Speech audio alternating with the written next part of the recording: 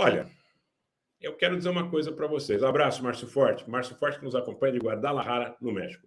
Sobre a queda do Boris Johnson, nós falamos mais cedo numa edição extraordinária e eu expus ali meu ponto de vista. Não vai mudar nada na política da Grã-Bretanha. O nome vai ser substituído, a política continua a mesma, porque o sustentáculo é dado pelos mesmos elementos. E esta queda foi em decorrência da questão econômica, da questão geopolítica, da questão geoeconômica, decorrente do conflito na Ucrânia. Não venham com conversa fiada e diversionista que o Boris Johnson caiu porque não usou máscara na pandemia, numa festa. Isso é conversa mole. Isso é para gente desinformada. Isso é para gente desinformada. Agradecer também a presença do Lucas de Oliveira aí de Sarandi, que nos acompanha. Gente, a questão que eu coloquei para vocês, essa informação que obtivemos da concentração de tropas russas para que nos próximos dias rumem em direção a Kharkiv, decorre dos sucessivos ataques que os ucranianos estão empreendendo, mais uma vez, contra o território da Rússia, muito provavelmente utilizando de uma base logística em Kharkiv. Tá? E a resistência, de alguma forma, no remanescente do Donetsk, também parte da região de Kharkiv, no macro, né? Apesar de estar um pouco mais ao norte. Mas ali têm sido armazenadas armas, ali têm sido recebidos apoios de víveres, apoios logísticos, toda uma cadeia de apoio à manutenção dos esforços de guerra ucraniano tem sido realizada a partir de Kharkiv.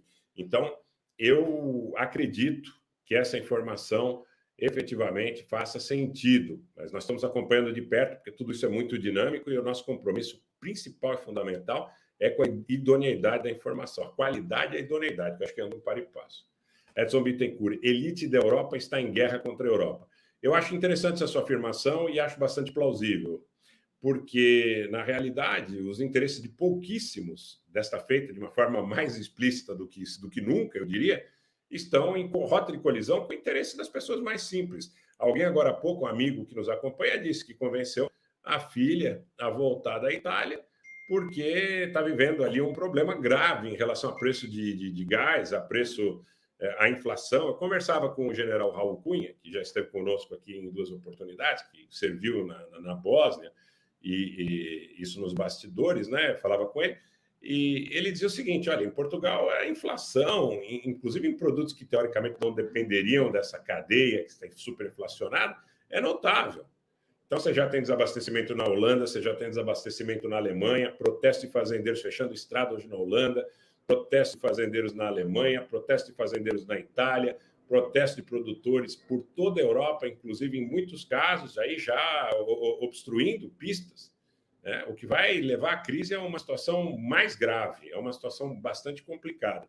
Nós estamos vivendo um momento de mudança no mundo cujo alguns meandros a gente desconhece. Então, muita coisa a gente supõe. Eu ouço muita coisa nos bastidores, como eu digo para vocês, por um compromisso de seriedade, eu não vou vir aqui para ficar especulando coisas que a gente não tem certeza, mas uma coisa é certa, isso nos leva a uma percepção de que o momento é muito grave, é crítico, delicado e tende a piorar. Então, isso eu posso dizer para vocês, tende a piorar.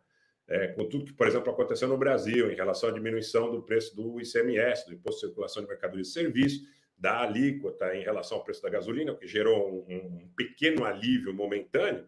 A tendência é que, com o aumento permanente aí, não estou nem falando na questão da paridade de preço adotada pela Petrobras, mas que isso vai, no tempo, é uma bola de neve, gente. Isso é uma bomba relógio. O que está acontecendo no mundo é uma situação de construção de caos.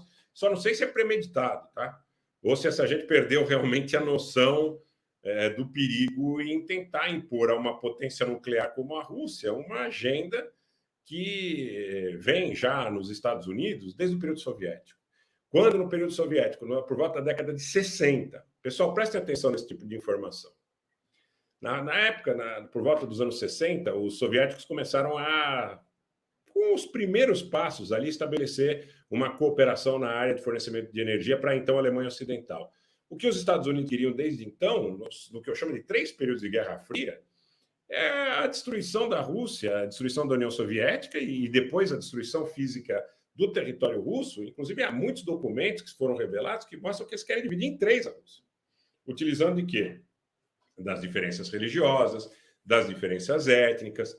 E eu vejo isso como uma situação muito complicada, se tratando de um país que possui de 7 a 9 mil ogivas atômicas.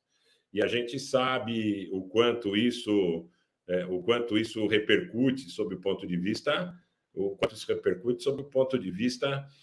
dos riscos implícitos numa operação dessa monta. Eu dizia lá atrás, os russos vão apanhar na frente da família por causa de uma briga de trânsito, estando com uma .40 na cintura. É uma questão a ser levantada, tá? É uma questão a ser levantada. E acho que há também a ideia de uma guerra cultural. O pessoal está falando sobre questões de protesto aí na Macedônia, na Bósnia, na Croácia e tudo mais. Vamos observar os Balcãs de perto. Os sérvios foram muito pressionados no período anterior, até a corda romper, tá? Até que esticou e rompeu. Até que ocorresse essa ruptura, tentaram de todas as formas pressionar os sérvios para colocá-los numa posição submissa em relação à União Europeia. Hoje os sérvios estão falando grosso em relação à União Europeia. Então eles dizem que não vão se submeter. O mesmo acontece em relação a Belarus, que o presidente Vladimir Putin já assegurou, inclusive, uma segurança nuclear com os mísseis Iskander, modernização da Força Aérea, dos Sukhoi 25 e tudo mais, em razão das ameaças dos armamentos nucleares, da aviação de guerra nuclear, que a OTAN tem no entorno. Hoje, autoridades militares da Belarus falaram nas tensões com a Polônia, e que se houver qualquer tipo de ameaça ou de ataque por parte da Polônia, eles responderão. Então, veja, a Polônia é membro da OTAN. A Belarus além de membro do Acordo para a Segurança e Cooperação, CSTO, é membro também de um acordo militar bilateral com a Federação Russa. Então, isso também, por aí, também poderia se desencadear um conflito de maior monta. Vamos